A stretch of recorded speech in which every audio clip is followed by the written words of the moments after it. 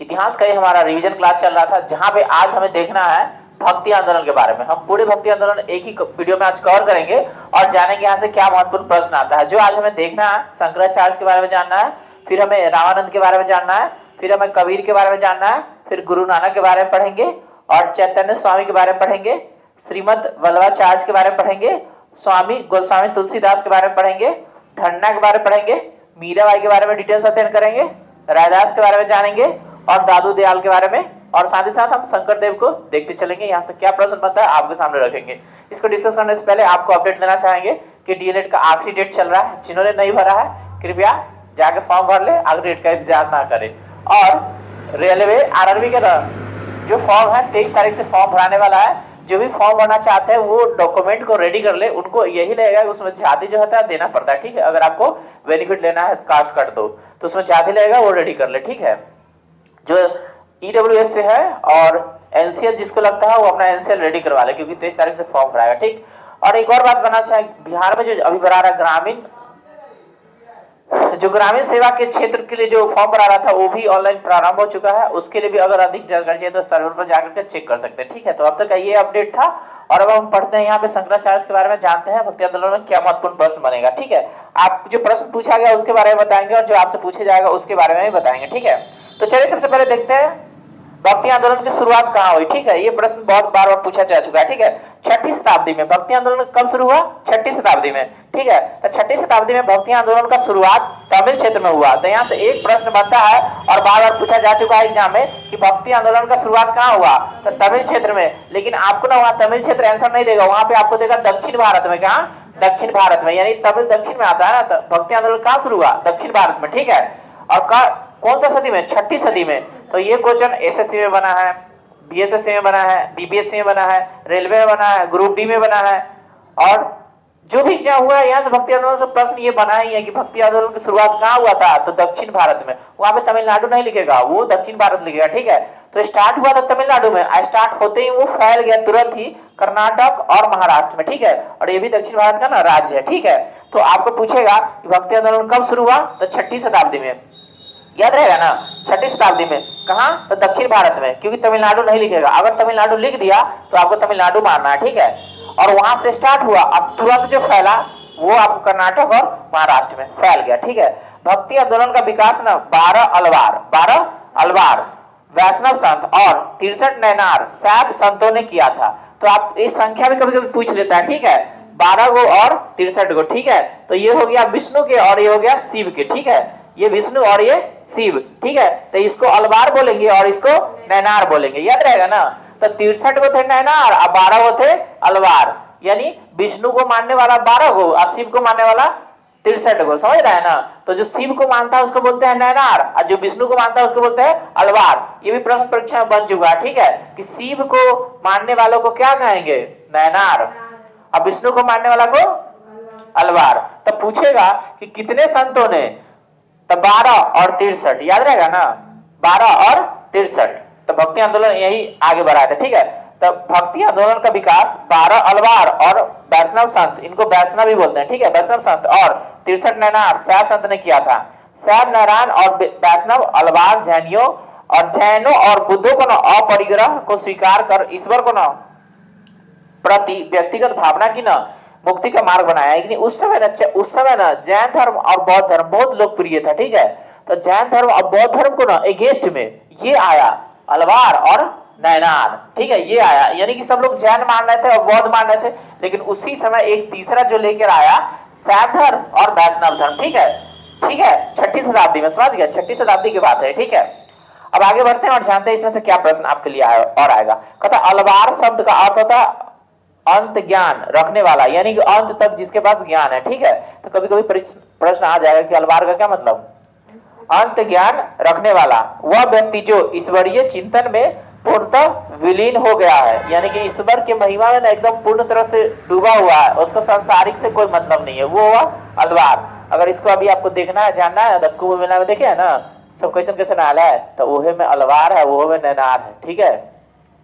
कहता अलवारों में एकमात्र महिला साध्वी अंडाल थी। तो अंडाल जो थी ना ये महिला थी, क्या थी? महिला थी। अंडाल नाम का मिलता है, जिसे ना भक्ति गीतों ना कृष्ण कथा को ना अधिक मिलती है, यानी कृष्ण को मानते थे। किसको? कृष्ण के मानते तो कथी बोले, अलवार की नैनार? हाँ अलवार। कहता है शैव संत अप्पार ने पल्लव राजा महेंद्र वर्मन को शैव धर्म स्वीकार करवाया था, यानी अब आ गया नाम आपको अप्पार का। किसका? अप्पार। तो ये अप्पार ना एगो पल्लव वंश के राजा महेंद्र वर्मन ना उसको ना शैव धर्म का ज्ञान दिए थे और उसको मनवा लिए थे, ठीक है, यानी उसको ना शैव धर्म स्वीकार करवा लिए थे, समझ गए? तो कौन थे? अप्पार थे। कौन थे? अप्पार। तो पूछेगा अप्पार का संबंध किससे है? तो शैव धर्म से। तो शैव धर्म वाला कौन थी? नैनार। हाँ याद रखिए। भक्ति कवि संतों को संत कहा जाता था, यानी भक्ति कवि जो संत होते थे ना उसको संतों का संत। क्या? संतों का संत, याद रहेगा ना। भक्ति कवि संतों को संत कहा जाता था और उनके दो समूह थे। प्रथम समूह वैष्णव संत जो महाराष्ट्र के लोकप्रिय हुए। महाराष्ट्र जानते हैं ना, एक राज्य है, महाराष्ट्र में लोकप्रिय हुए। वे भगवान विठोबा के भक्त थे। अब विठोबा माने कि विष्णु है, विठोबा माने विष्णु। विठोबा पंथ के संत और उनके ना अनुयायी बरकरी या तीर्थयात्री पंथ कहलाए, ठीक है, उसी को कहेंगे बरकरी या उसी को कहेंगे तीर्थयात्री पंथ, क्योंकि हर वर्ष ना पंढरपुर की ना तीर्थ यात्रा पर जाते थे। तो पंढरपुर ना एगो जगह है जहाँ पे लोग ना तीर्थ यात्रा करने जाते हैं।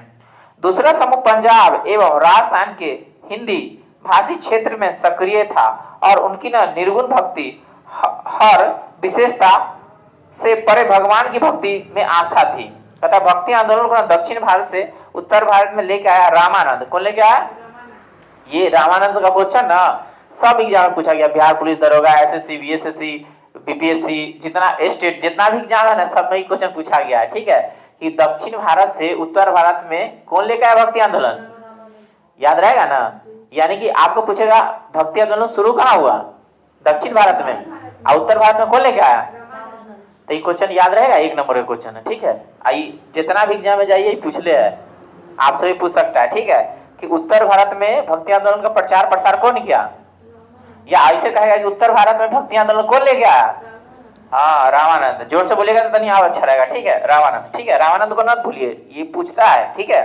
तो भक्ति आंदोलन को दक्षिण भारत से उत्तर भारत में लाने का श्रेय जाता है रामानंद को। कहता बंगाल में कृष्ण भक्ति की प्रारंभिक प्रतिपादकों में विद्यापति ठाकुर और चांडी प्रसाद दास है, ठीक है, यानी बंगाल में जो कृष्ण की जो भक्ति के जो शुरू किए विद्यापति ठाकुर और चंडी प्रसाद दास, याद रहेगा ना, चांडी दास, एक है विद्यापति ठाकुर और दूसरा है चांडी दास। कहाँ? बंगाल में। किसका? कृष्ण का। कथा रामानंद के शिक्षा से दो संप्रदाय का प्रादुर्भाव हुआ। एक हुआ सगुण जो पुनर्जन्म में विश्वास रखता था और दूसरा हुआ निर्गुण जो भगवान के निरंकार रूप में पूजता था। यानी कि रामानंद के भी ना दो खंड हो गया, ठीक है, एक है सगुण और एक है निर्गुण, एक है सगुण और एक है निर्गुण। कथा सगुण संप्रदाय के सबसे प्रसिद्ध व्याख्याता में ना तुलसीदास, क्या? तुलसीदास और नाभादास जैसे ना राम भक्त हुए, सब ना राम को मानते। किसको? हाँ, और इसके अलावा और भी थे जैसे निम्बकार, उसके बाद बलवाचार्य, उसके बाद चैतन्य, उसके बाद सूरदास, उसके बाद मीराबाई और उसके बाद कृष्ण भक्त है। ये सब कृष्ण भक्त कृष्ण को मानते थे। किसको? आपको जो है तुलसीदास और नाभादास ये राम को मानते थे। किसको? ये राम भक्त थे। कैसा? राम भक्त। निम्बकाचार्य, बलवाचार्य, चैतन्य, सूरदास, मीराबाई सब कृष्ण भक्त थे, यानी कृष्ण भगवान को ना पूजा अर्पण करते थे, कृष्ण भगवान को मानते थे, ठीक है। तो परीक्षा पूछ देगा मीराबाई किसकी भक्त है? कृष्ण भक्त। पूछेगा तुलसीदास किसके? हाँ याद रखिए। कहता निर्गुण संप्रदाय के सबसे प्रसिद्ध प्रतिनिधित्व थे कबीर, समझ रहे हैं? कबीर के बारे में पूछता है। तो निर्गुण संप्रदाय के सबसे प्रसिद्ध प्रतिनिधि कौन हुए? कबीर। यानी कबीर क्या मानते थे? निर्गुण। कबीर क्या मानते थे? निर्गुण, जिन्हें ना भावी उत्तर भारतीय पंथों का ना आध्यात्मिक गुरु माना जाता है। ये क्वेश्चन ना बीपीएससी, बीएसएससी, बिहार पुलिस दरोगा सब पूछ ले है कि भावी उत्तर भारतीय पंथों का आध्यात्मिक गुरु किसे माना जाता है? कबीर किसको मानते थे? निर्गुण को। कबीर किसको?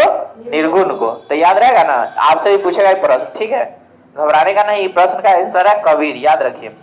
पता है शंकराचार्य के अद्वैत दर्शन के विरोध में दक्षिण में वैष्णव संतों द्वारा 4 मतों का ना स्थापना किया गया।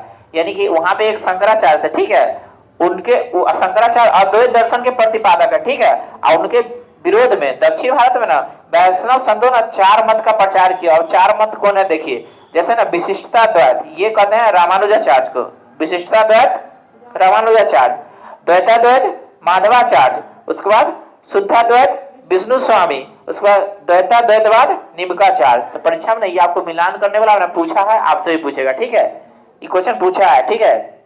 अब आप देने जाएंगे ना डीएलएड, वहां पे भी पूछेगा, जो हम पढ़ा रहे हैं आपको बिहार पुलिस में भी काम आएगा, दरोगा में भी काम आएगा, डीएलएड में भी काम आएगा, स्टेट में भी काम आएगा, बीएड में भी काम आएगा, क्योंकि ये जनरल कंपटीशन का है ना, कहीं से भी क्वेश्चन पूछता है, ठीक है, उसका सिलेबस का ना कोई और अंत नहीं है, ठीक है, इसलिए ध्यान से पढ़िए। और ना समझ में आता है ना, प्रीवियस ईयर पहले के पूछल क्वेश्चन देखिएगा ना, तो आपको समझ में आ जाएगा, अरे यही क्वेश्चन तो होते ही रख ले रहता है, ठीक है, तो आपसे भी क्वेश्चन पूछेगा, इसलिए ध्यान में रखिए, ठीक।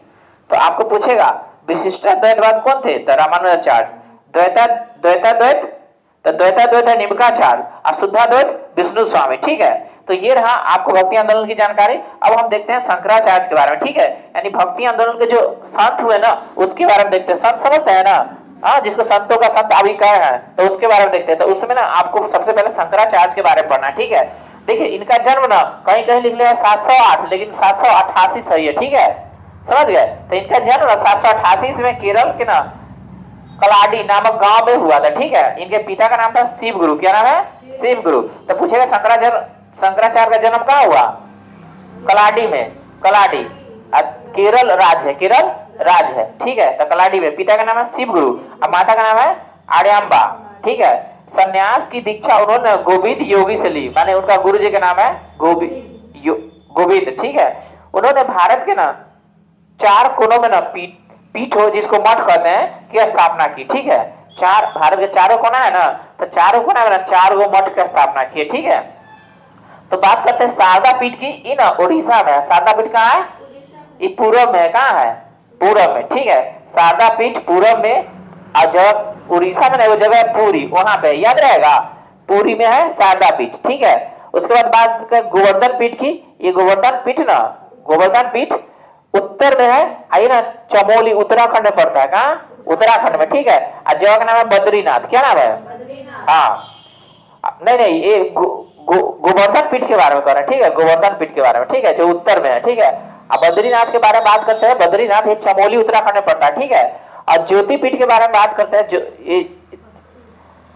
नहीं, पश्चिम में तो चला गया गुजरात में, आपको पश्चिम में है शारदा पीठ, पश्चिम में है शारदा पीठ, याद रहेगा, पश्चिम में शारदा पीठ, ठीक है, पश्चिम में शारदा पीठ जो गुजरात में पड़ता है, ठीक है। अब एगो छूट गया आपको, बद्रीनाथ ये उत्तर में पड़ता है, बद्रीनाथ उत्तर है, बद्रीनाथ उत्तराखंड में वो जगह है जो चमोली के नजदीक है, ठीक है, तो वहां पे बद्रीनाथ। ज्योतिषी तथा पश्चिम में द्वारका समझते हैं, गुजरात में है, जामनगर गुजरात में, ठीक है, वहां पे शारदा पीठ, ठीक है। ज्योतिषी पीठ और शारदा पीठ उधर ही है। अब आपको बताएंगे कालिका पीठ, चारों पीठ में ना सबसे ना पहले श्रृंगेरी पीठ की स्थापना हुआ था, यानी सबसे पहले कौन पीठ, श्रृंगेरी पीठ, याद रहेगा, श्रृंगेरी पीठ कहाँ जानते हैं, दक्षिण में है, दक्षिण में है श्रृंगेरी, जो चिकमंगलुरु कर्नाटक में पड़ेगा, ठीक है, समझ गए। और शारदा पीठ है पूर्व में, उड़ीसा में। तो आपको पूछेगा श्रृंगेरी कहाँ है, तो श्रृंगेरी आपका चिकमंगलुरु कर्नाटक में है, सबसे पुरान ये है, सबसे पुरान यही है श्रृंगेरी, ठीक है।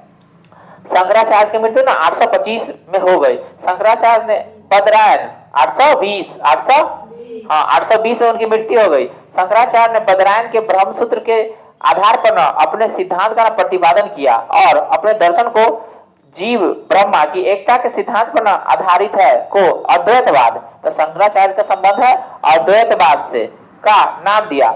यद्यपि शंकराचार्य शैव धर्म के अनुयायी थे, माने शिव को मानते थे, किसको, शिव को मानते थे, तथापि उन्होंने पंचायतन पूजा का निरूपण किया। पंचायतन मतलब 5 को बोला, ठीक है, जैसे शिव, विष्णु, शक्ति, सूर्य और गणेश, ठीक है। तो शंकराचार्य इस सब भगवान को ना आराधना किए, ठीक है। इसके बाद आपको पढ़ना है रामानुजाचार्य के बारे में, ठीक है। इसके बाद आपको पढ़ना है रामानुजाचार्य के बारे में, ठीक है। रामानुजाचार्य इसमें आप नहीं लिखे यहाँ पे कि रामानंद लिख दिए हैं, रामानुजाचार्य नहीं लिखे हैं, लेकिन अभी हमको रामानुजाचार्य के बारे में पढ़ना है, ठीक है, रामानुजाचार्य के बारे में, ठीक। रामानंद लिख दिया, एगो रामानुजाचार्य छूट गया, ठीक है। तो यहाँ पे एगो रामानुजाचार्य है जिसके बारे में हम पढ़ेंगे, ठीक है। रामानुजाचार्य देख लेंगे, उसके बाद हम देखेंगे रामानंद के बारे में, ठीक है। तो देखिए रामानुजाचार्य के बारे में क्या जानकारी देखिए। रामानुजाचार्य नहीं राम को आराधना करते थे, यानी राम को मानते थे, ठीक है, राम की पूजा करते थे। तो रामानुजाचार्य इन्होंने राम को अपना आराध्य माना। इनका जन्म 1017 ईस्वी में मद्रास के निकट पेरम्बूर जगह के नाम है स्थान में हुआ था। 1137 में इनकी ना मृत्यु हो गई। ठीक है, तो पूछेगा रामानुजाचार्य का जन्म कहाँ हुआ था? हाँ, मद्रास। अब ओकर नाम है तमिलनाडु। ठीक है, तो परीक्षा में तमिलनाडु लिखता तो घबराइए ना, वही पूछे आज जगह का नाम है पेरम्बूर। ठीक है, तो 1137 में उनकी मृत्यु हो गई। रामानुज ने वेदांत में प्रशिक्षित यानी वहां पे शिक्षण लिए थे, प्रशिक्षण अपने गुरु कांचीपुरम, वहां के जगह का नाम कांचीपुरम के यादव प्रकाश से प्राप्त किया था। गुरु जी के नाम बोले यादव प्रकाश, गुरु जी का नाम हुआ यादव प्रकाश, कांचीपुरम में ही रहते थे। ठीक है, इनके अनुसार मोक्ष प्राप्ति का सर्वोत्तम साधन विष्णु के प्रति उनके साथ मतलब ये विष्णु को मानते थे। ठीक है, उन्हीं का पूजा पाठ करते थे, उसी को कहते थे कि आराधना का मेन सोर्स। ठीक है, उसी को आराधना करेंगे विष्णु के, तो विष्णु के प्रति अन्य भक्ति भाव रखते थे। भगवान विष्णु की कृपा दृष्टि से भक्त ने विशिष्ट द्वैतवाद के सिद्धांत का प्रतिपादन किया। तो परीक्षा में पूछता है कि विशिष्ट द्वैतवाद के सिद्धांत के प्रतिपादक कौन है? तो रामानुजाचार्य। याद रहेगा, ये क्वेश्चन पूछा जा चुका है, आपसे भी पूछेगा। ठीक है, विशिष्ट द्वैतवाद का संबंध किससे है? रामानुजाचार्य से। विशिष्ट द्वैतवाद रामानुजाचार्य, जोर से बोलिए, याद रहेगा। विशिष्ट द्वैतवाद रामानुजा। हाँ, तो विशिष्ट द्वैतवाद के सिद्धांत का प्रतिपादन किए, जिनके अनुसार आत्मा परमात्मा से जुड़ने के बाद भी अपने अलग अलग सत्ता बनाए रखती है, जो परवर्ती काल में उत्तरी भारत में विकास हुई है। कथा रामानुजाचार्य के अनुसार आत्मा और परमात्मा का संबंध चिंगारी और अग्नि से है। जैसे आग में चिंगारी होता है ना, चिंगारी ना धीरे धीरे आग बन जाता है। तो ये कहते हैं, रामानुजाचार्य कहते हैं कि आत्मा और परमात्मा का संबंध है चिंगारी से, अग्नि से और चिंगारी से। दोनों एक ही है ना जी। चिंगारी ना धीरे धीरे अग्नि का लौ बन जाता है, अब बुझता भी धीरे धीरे चिंगारी बन के शांत हो जाता है। तो ये कहते हैं कि चिंगारी और अग्नि का संबंध जैसे ही ना वैसे ही आत्मा और परमात्मा से। ठीक है, दोनों का तुलना किए हैं। ठीक है, दोनों कभी अलग नहीं रह सकता।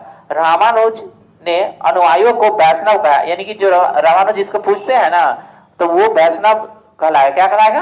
वैष्णव, वैष्णव कहलाएगा। रामानुज के अनुयायी जो उनको गुरु मान के जो पूजा करता है वो सब वैष्णव कहलाएंगे। ठीक है, यानी रामानुज ना वैष्णव थे, रामानुज वैष्णव थे। अब देखना है आपको रामानंद के बारे में। ठीक है, तो रामानंद के बारे में देखते हैं। रामानंद का जन्म ना प्रयाग में हुआ था। प्रयाग जहाँ अभी चल रहा है ना, अभी क्या चल रहा है? कुंभ मेला, वही प्रयाग में। ठीक है, तो रामानंद का जो कार्यकाल ना 1368 से 1468।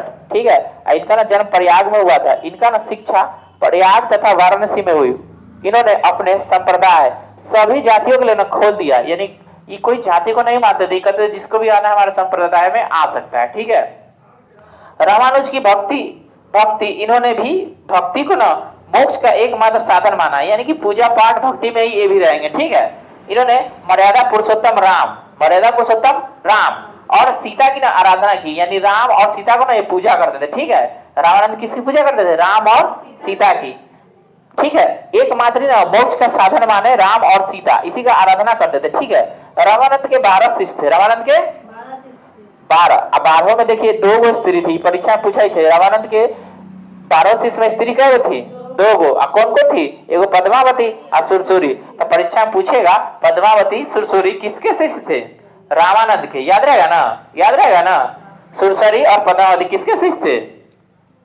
रामानंद के। ठीक है, और जो अन्य शिष्य था उसके बारे में देखिए। इनके प्रमुख शिष्य थे जैसे रैदास, इन चमार जाति के थे। तो परीक्षा में पूछेगा कि रामानंद के 12 शिष्य में चमार जाति के कौन थे? रैदास। चाहे ऐसे पूछेगा रैदास कौन जाति के थे, तो आपको ना मिलान करने के लिए दे देगा, ध्यान से रखिएगा। रैदास चमार, कबीर जुल्हा, धन्ना जाट, सेना नाई, पीपा राजपूत और धन्ना कसाई। तो इतने धर्म के लोग उनके शिष्य थे। 12 शिष्य में सब अलग अलग थे, 12 शिष्य में सब अलग अलग थे। परीक्षा में आपको कहेगा मिलान करिए कि कौन कौन जाति से था। ठीक है, तो मिलान करते रह जाएगा, इसलिए ध्यान रखिए। ठीक है, एगो तो जान गए ना, पद्मावती और सुरसुरी 2 स्त्री थी, तो छांट लीजिएगा इसको।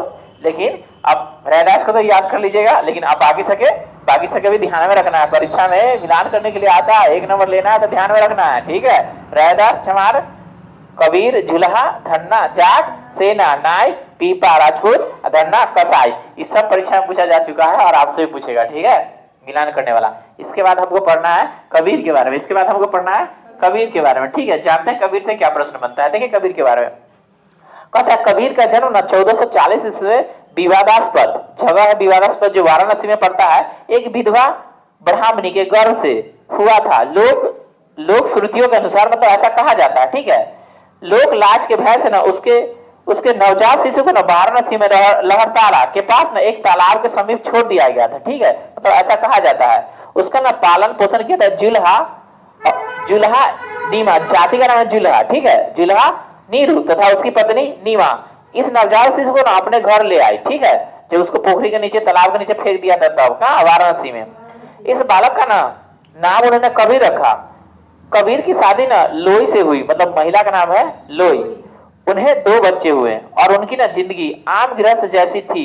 उन्होंने राम, रहीम, हजरत, अल्लाह आदि को ना एक ही ईश्वर का रूप माना। तो यहाँ से प्रश्न बनता है, निम्नलिखित में से किसने राम, रहीम, हजरत, अल्लाह को एक ही रूप माना है?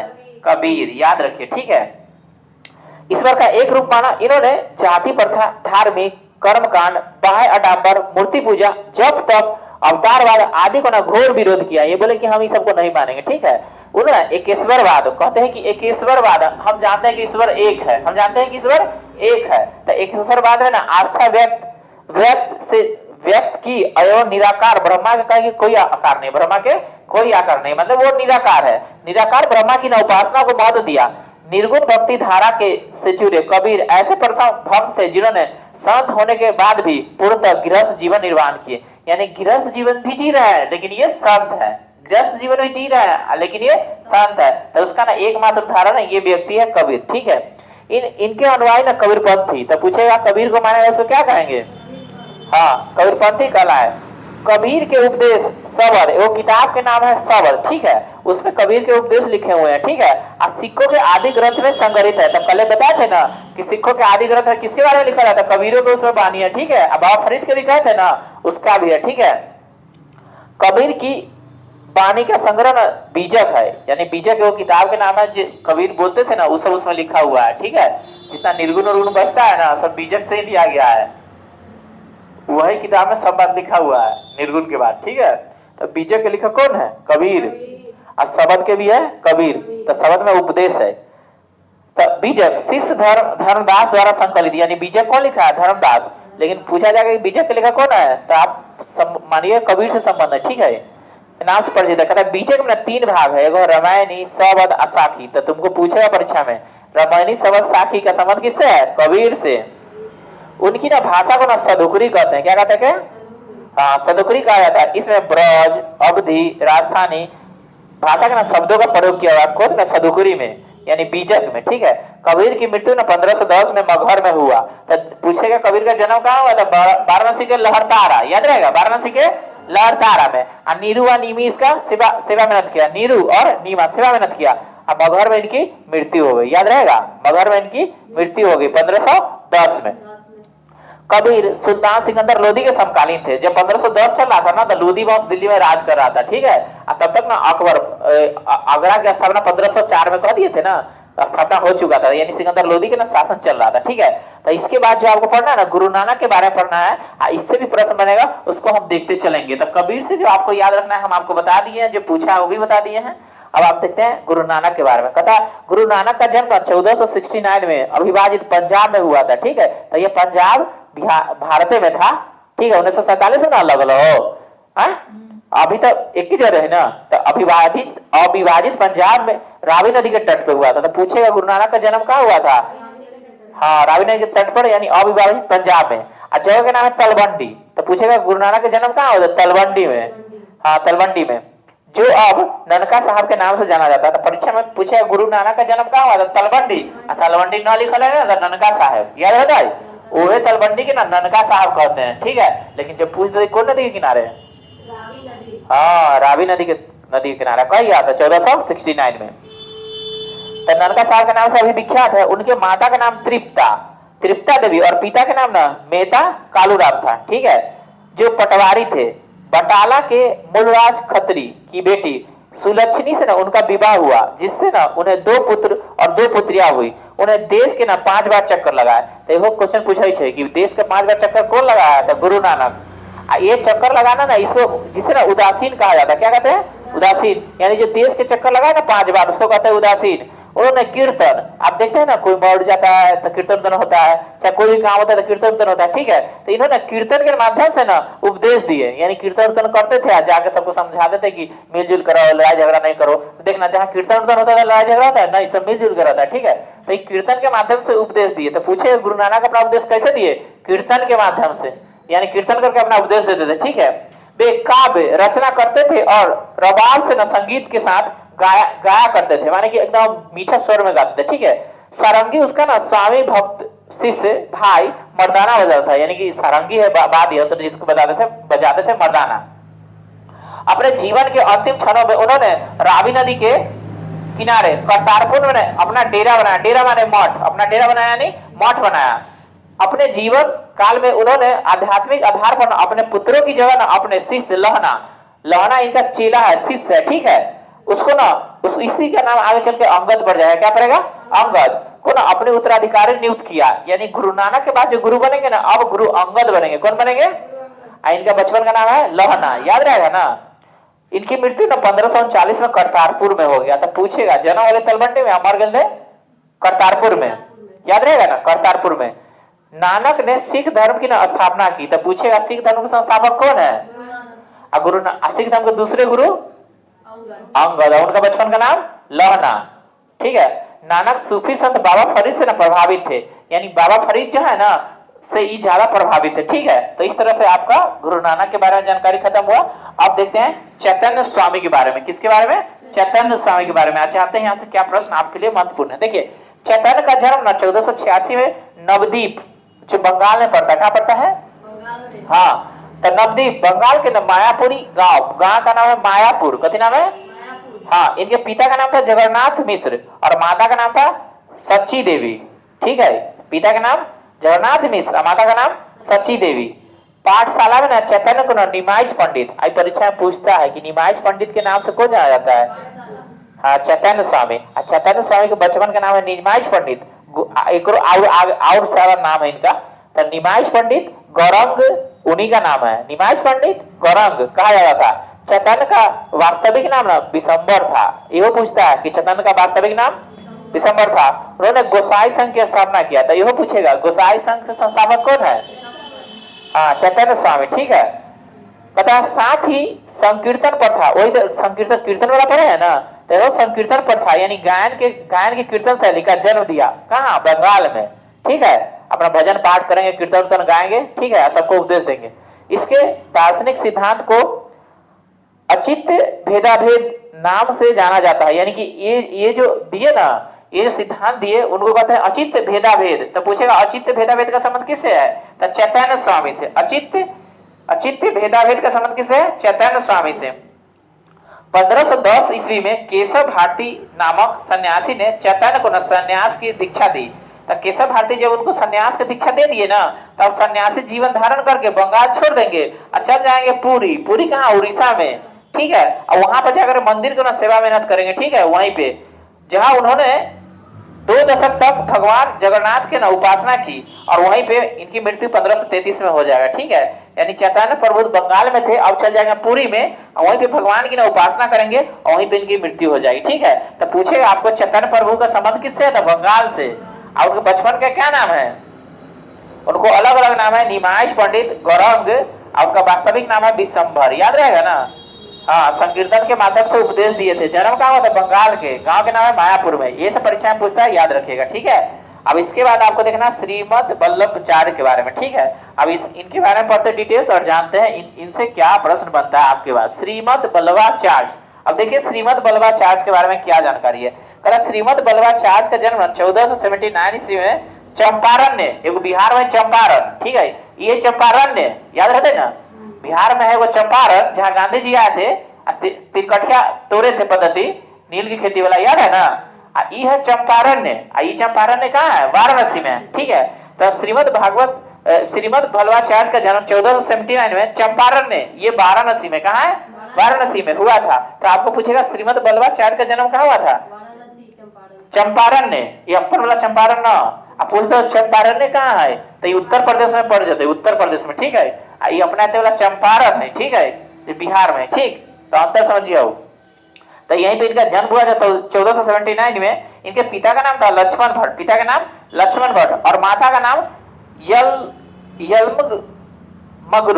यलमगरु, ये माता का नाम है, ठीक है। उनका विवाह ना महालक्ष्मी के साथ हुआ। उनके 2 पुत्र हुए, गोपीनाथ जिसका जन्म 1511 में हुआ, और विठलनाथ जिसका जन्म 1516 में हुआ, ठीक है। इन्होंने गंगा यमुना संगम के समीप अरायल, जगह का नाम है अरायल नामक स्थान पर अपना निवास स्थान बनाया, माना ये डेरा बनल थी, ठीक है। बल्लवाचार्य के ने भक्ति साधना पर विशेष जोर दिया। उन्होंने भक्ति का मोक्ष का साधन बताया, यानी कि भक्ति में ही मोक्ष का साधन छिपा हुआ है। इनके भक्ति मार्ग को ना पुष्टि मार्ग, तो अब आपको प्रश्न पूछेगा कि पुष्टि मार्ग के संस्थापक कौन है?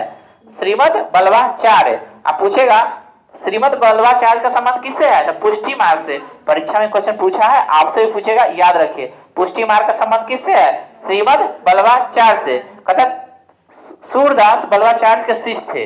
अब पढ़ना है आपको सूरदास के बारे में, तो सूरदास किसका शिष्य? बल्लवाचार्य के, ठीक है।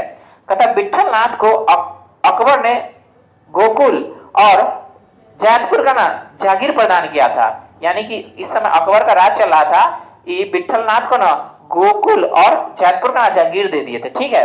अब इसके बाद देखिए गोस्वामी तुलसीदास के बारे में, ठीक है। तो गोस्वामी तुलसीदास के बारे में जानते हैं, यहाँ से आपके लिए क्या प्रश्न आएगा। तो देखिए गोस्वामी तुलसीदास की जानकारी, इनका ना जन्म उत्तर प्रदेश के बांदा जिले में, कहा? तो यहाँ से क्वेश्चन आएगा तुलसीदास का जन्म कहाँ हुआ? बांदा जिले में, ठीक है। अब गांव का नाम है रायपुर, गांव के नाम है रायपुर। 1532 में, कहिया 1532 में। इनके पिता का नाम था आत्माराम दुबे, और माता का नाम है हुलसी। तो परीक्षा में नहीं पूछा ही कि गोस्वामी तुलसीदास के पिता का नाम क्या है? आत्माराम दुबे, और माता का नाम हुलसी। तो बड़ा मुश्किल क्वेश्चन बन जाता है, इसलिए ध्यान रखिएगा। गोस्वामी तुलसीदास के बारे में पूछता है, क्योंकि ये रामचरितमानस लिखे हैं। क्या लिखे? तो यह पूछता है कि रामचरितमानस का लेखक कौन है? गोस्वामी तुलसीदास। इन्होंने रामचरितमानस की रचना की। इनकी ना मृत्यु 1632 में हुई। तुलसीदास मुगल शासक अकबर एवं मेवाड़ के शासक राणा प्रताप के समकालीन थे। तो ये भी पूछ सकता है कि किसके समय में? तो यहाँ पे राजा था अकबर, ठीक है, अकबर के समकालीन में। मेवाड़ के राजा था राणा प्रताप, उसके समकालीन में थे, ठीक है। यहाँ से एक प्रश्न आएगा कि तुलसीदास का जन्म कहाँ हुआ? था बांदा जिला में। कहाँ है? उत्तर प्रदेश में। राम के जो पुस्तक है ना रामचरितमानस, कौन लिख लगे? हाँ, यही क्वेश्चन पूछे, रामचरितमानस लिख लगे कौन? तो गोस्वामी तुलसीदास। अब इसके बाद आपको देखना धन्ना के बारे में, ठीक है, और जानते हैं धन्ना से आपको क्या प्रश्न बनेगा, ठीक है। तो धन्ना की जानकारी देखिए। धन्ना का जन्म 1415 ईस्वी में एक जाट परिवार में हुआ था, ठीक है। राजपुताना से बनारस आकर ये रामानंद के शिष्य बन गए। उन्हें 12 चेला पहले रहा ना, वो में से ही हथी ने वो। तो रामानंद ना 12 यहाँ पे आए, इनके चेला बन गए, रामानंद के शिष्य बन गए, ठीक है। 12 शिष्य में से एक थे धन्ना। कहा जाता है कि उन्होंने भगवान की मूर्ति को ना हठात भोजन कराया था। तो प्रश्न यही पूछता है कि भगवान की मूर्ति को हठात भोजन कराने वाला व्यक्ति कौन है? धन्ना। ये क्वेश्चन पूछता है कि धन्ना किसके शिष्य थे? तो रामानंद के, याद रहेगा ना। तो उन्हीं के शिष्य थे, ठीक है, रामानंद के शिष्य थे। अब मूर्ति को नहीं भोजन करा दिए थे, ठीक है। तो हठात भोजन करा था। यही प्रश्न पूछता है निम्नलिखित में से कौन से संत भगवान की मूर्ति को ना हठात भोजन कराए थे? तो धन्ना। यही वो प्रश्न बनता है, किसका शिष्य थे से, बस दो ये गो। हाँ, इसके बाद आपका आएगा मीराबाई के बारे में। देखिए मीराबाई का, देखिए कहता मीराबाई का जन्म 1498 में मेड़तारा जिले के चौकारी ग्राम में होता है, यानी गांव के नाम है चौकारी। इनके ना पिता का नाम था रतन सिंह राठौर। इनका ना विवाह 1516 में राणा सांगा के बड़े पुत्र युवराज भोजराज से हुआ। तो यहाँ से प्रश्न बनता है कि मीराबाई का विवाह किससे हुआ? तो भोजराज से। अपने पति के मृत्यु के उपरांत में ना पूर्णतः धर्मपरायण जीवन व्यतीत करने लगे, यानी कि जब उनके हस्बैंड मर गए ना तो धर्म से जुड़ गया, पूरा धार्मिक जीवन जीने लगे। इन्होंने ना कृष्णा को उपासना की। किसको? हाँ, तो इन्हें कृष्णा को उपासना प्रेमी और पति के रूप में मान लिया, ठीक है, कि अब ये धर्म संगीत में चले गए, धर्म में चले गए, कृष्ण की पूजा करेंगे, वही उनके भगवान है, ठीक है। इनके भक्ति गीत मुख्यतः ब्रज भाषा और आंशिक रूप से राजस्थानी में लिखी हुई है, यानी कि ये भक्ति गीत लिखते थे अपने कृष्ण जी के ऊपर और उन्हीं के ध्यान में रहते थे, ठीक है। तो कौन भाषा में लिखे थे? ब्रज भाषा में, ठीक है। इनकी ना कुछ कविताएं राजस्थानी में भी है। इनकी ना मृत्यु 1546 इसमें द्वारका में हो गई। तो द्वारका गुजरात है, ठीक है, ये वहां पे चले गए और वहां पे इनकी मृत्यु हो गई, ठीक है। अब देखिए रैदास के बारे में। कहता रैदास ये जाति से चमार थे, ये भी 12 गुरु के शिष्य में ना एक थे, ठीक है, 12 वाला में ये भी थे रैदास।